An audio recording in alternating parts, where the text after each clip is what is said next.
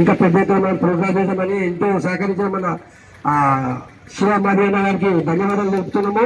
అన్నకి ఎప్పటి నుంచో ఇక విగ్రహం చెప్తాం రాని అంటే ఈ ఆ దేవుడు వల్ల ఈరోజు 41 వారం అంటే 5 అనమాట. అన్న చాలా చాలా థ్యాంక్స్. అన్నయ్యతో పాటు పెద్ద అన్నయ్య కూడా వచ్చాడు.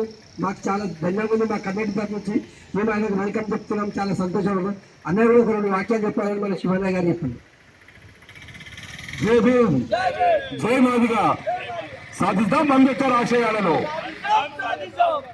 ఇక్కడ వచ్చేసిన అన్న శ్రీకాంత్ అన్న గారు మరియు ఈ కార్యక్రమాన్ని చక్కటి కార్యక్రమాన్ని ఏర్పాటు చేసిన మన దొండపల్లి రమణ గారు, మరి సీనియర్ అయిన టీడీపీ సీనియర్ అన్న సురేష్ అన్న గారు, మరి అన్నగారు బాలాజీ అన్నగారు, రామకృష్ణ అన్న గారు, కరీమన్న, ప్రవీణ్ అన్న, అనిల్ భాయ్కి సంతోషం బాగా. అన్న ఏం లేదన్న, ఈ విగ్రహానికి వాళ్ళ రవణ ఈ రోజున వాళ్ళ కుటుంబ సురేష్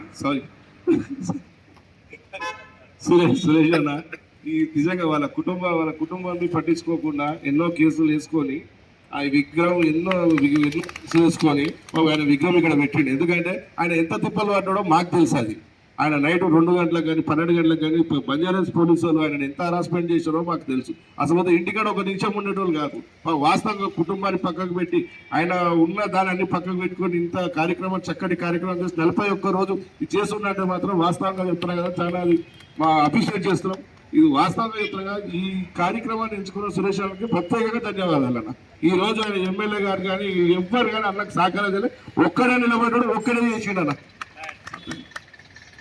అన్నయ్య ఈ కోట సహకారం ఇంత సహకారం అందించి అన్నయ్య గారికి ఈసారికి అన్న మనం ఈ కొద్దిగా ఈ కార్యక్రమాన్ని 50 వారం పెద్ద ఎత్తున చేద్దాము.